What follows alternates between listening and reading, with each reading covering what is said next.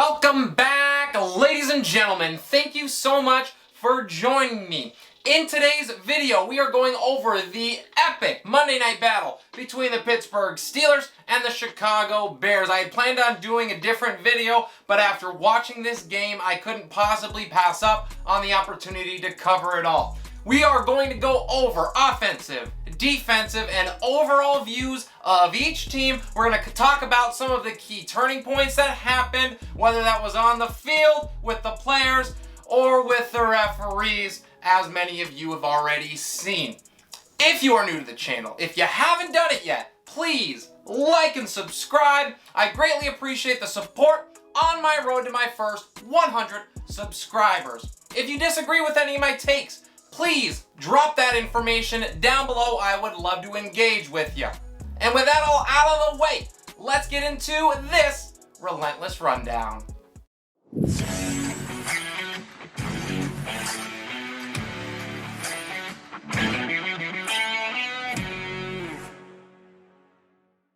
My biggest questions coming in for the Bears: how would the rookie Justin Fields look in a primetime game against an elite defense on the road in such a tough environment? And for the Steelers, could they keep that momentum rolling after a huge divisional win last week against Cleveland? And how would that offense actually look? Could they get it right? We are gonna start with the Chicago Bears on offense, and this was a really solid game for Chicago, and it was much more than I was actually expecting, to be honest. Justin Fields looked poised. Now, it took him a while to get there, and the game plan certainly was for the Bears early on to rely on the run, to let him settle in a little bit, not ask him to do too much early. I think he had under 100 yards passing in the first half, and then as he got more comfortable, start to open it up once that running game got going. Now, that worked to some success. First of all, it was huge for them to have David Montgomery come back. He had 13 rushes, but he averaged almost 5 yards a carry, so that was monstrous to take some pressure off of Fields. After pounding the rock early and often in the first half, it opened up passing lanes in the second half, and Justin Fields made the Steelers' defense pay. He was routinely able to evade pressure and either hurt the Steelers with his legs or with his arm downfield. Fields finished with 291 yards passing. He added 45 yards on the ground, and he had a touchdown and a pick. Now, the pick, I will say, was not necessarily his fault. It was a fluke kind of batted ball that just ended up being picked off by one of the defensive linemen. So it's not like he made a poor decision to his benefit there. The other thing that I would say is that this team was able to rack up 400 yards of offense on an elite defense and in a horrible environment. So that was extremely impressive when we look at what the Bears have done in the past and how they looked in this Monday night showdown. Chicago was not only able to score 24 points in the second half, but they actually had some points that were taken away from them that I cannot fully understand, and we're gonna dive into that right now. First possession of the third quarter for the Bears. They are driving. Justin Fields ends up hitting Jimmy Graham for a touchdown pass, a huge score for Chicago. However, very late in the play, there's a flag throw. Everyone seems to try to figure out what it is about. Refs come together, end up calling an illegal low block on TJ Watt. Now, they went back and they showed the replay on this. Couple things to dissect here. First of all, you can make contact with a defender low as long as they're in the tight end box. That's the NFL rulebook. He was well within the tight end block. Wasn't even close. Secondly, there was very little, really if any, contact on TJ Watt on that play. It was minimal at best. So to make the call that it was an illegal block, which it wasn't, and that it was an egregious enough contact, which there barely was any, I don't really know what else to call it, so we're just going to go with blatant cheating on that call because it was atrocious and unacceptable. There needs to be an investigation done about it. Ends up taking 4 points off of the board because they had to settle for the field goal, and it was an absolute killer in a crucial moment for Chicago. And with that out of the way, we can move to the fact that there is now hope for the Bears moving forward in this offense with Justin Fields at the controls. Let's move to the defensive side of things, and the Bears were absolutely stellar up front. They racked up 4 sacks, and they ensured that Big Ben was under duress early and often in this one. They held the Steelers to just 280 yards of total offense at a meager 4.2 yards per play. The game plan was simple for them. We're going to keep Najee Harris as the one that we are focused on, and we're going to make Big Ben beat us. And really, that game plan worked really well. There was absolutely no room after the catch in Pittsburgh patented 3 to 5 yard pass play offense. They were able to round them up right afterwards and not allow anything to get downfield. Without Khalil Mack in this one, the defense didn't miss a beat. They were able to keep the Steelers to converting just 6 out of their 17 attempts on third down. The penalties that they did commit, however, were absolutely brutal. Many of them were warranted and just bonehead plays that should never have happened, offsides, pass interference, things like that really cost the team. Some of them, however, were extremely questionable. The absolute worst play that happened in this game should never have even occurred, and we're going to walk you through it. After sacking Big Ben to cause a 4th down for the Steelers, it would have been 4th down and 15. There is a late flag that is thrown by the head referee. Now, a couple things on this. Number one, before the flag is even thrown, said head referee actually hip checks Cassius Marsh, the player who made the sack, on his way off the field. So that's questionable to start. Secondly, what Cassius Marsh actually did on this play, celebrating an excellent sack late in the 4th quarter to get your team the ball back. Right then, they were only down by 3 at that point. There was about 5 minutes to go in the game, 23-20. So this was an absolutely critical play. So absolutely, you're going to be excited about it. So to give him a personal foul for taunting on that play, questionable is not enough. It was unacceptable. It reeked of something far more than just making a mistake or a judgment call for me. So you take the 4 points stolen early on in the 3rd quarter from the touchdown that never was. You take the 3 points here because this put Pittsburgh in field goal range. They ended up getting a field goal off of it.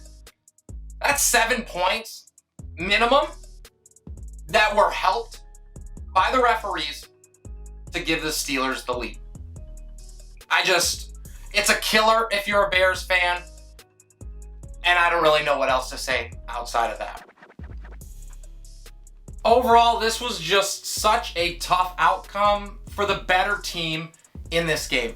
Not only did their rookie quarterback rise to the occasion against an excellent defense and give his team multiple chances to win it, he was also battling the 12th player that was dressed in stripes. Referees should never change the outcome or affect how a game turns out, and this was far more than that. This was just flat out wrong. It was a game the Bears deserved to win, but it was taken from them. Now, don't get me wrong. They had stretches of poor play. There's no doubt about that. They committed some really dumb penalties that they actually did commit that ended up being crucial moments as well. They had an absolutely lifeless offense in the first half as they were trying to get Fields comfortable and try to allow him to settle in. But how the game ended is just a tough pill to swallow. Now 3-6, Chicago's certainly not going to make any noise. They would have to put together an unbelievable stretch to get to the playoffs. I think that is out of their realm of possibilities. In their next 3 games, sandwiched between the Ravens and the Cardinals, they get the Lions. I think at best, they'll be 4-8 coming off of those 3 games. I think, though, that there's something to build off of for this team, off of this performance. Bears fans should be excited because Justin Fields is the future. Let's now move to the Pittsburgh Steelers. And honestly, that offense is exactly what I thought it was. Underwhelming, with not even Najee Harris being able to save him in this one. He averaged less than 3 yards a carry, although they tried their darnest to continue to pound it to him. and Ben Roethlisberger continues to throw those short checkdowns. He is proven incapable of throwing anything more than 20 yards downfield over once, twice, 3 times max per game. Pittsburgh continues to rely on yards after the catch, short passes that a broken tackle ends in a big gainer, and that was largely unsuccessful this time around. Their star wide receiver, Deontay Johnson, probably a top 15 wide receiver in the entire NFL, he was held to 56 yards on just 6 catches and largely looked not to be a big part of the offense. The other leading receiver for the Steelers was James Washington, who had 1 catch for 42 yards on a fluke broken play that you're not going to see very often. I do not see how this type of game plan is going to continue to work out for them, and I just feel like they have a lot of work still to do on this side of the ball. Let's now move to their defense, which was excellent in this one until it got to crunch time, and then they narrowly escaped defeat. They surrendered 21 points in the 4th quarter after stonewalling the Bears to just 6 points in the first 3. With 26 seconds left and no timeouts for the Bears, Fields was actually able to get them into range to kick a desperation 65-yard field goal. Now, they did miss it, but to even allow that was questionable for me when you're talking about an elite defense holding it down at home against a rookie quarterback. The Steelers were able to pressure Justin Fields up front. They did it pretty consistently. They made him look uncomfortable, especially early on in the game. They were, however, giving up a couple big plays downfield throughout as Fields was able to evade pressure, get to the outside, and buy some extra time for his guys downfield. Something that they did extremely successfully was get off of the field on 3rd down. Pittsburgh was able to hold the Bears to just 4 conversions on 12 attempts, really helping the Steelers' offense and putting them in decent field goal position more often than not. The biggest concern for Pittsburgh comes from that secondary, who almost gave up 300 yards passing to Justin Fields. That was not something that I anticipated going in, and it really left me with more questions than answers for this defense. For me, overall, this is a loss for Pittsburgh.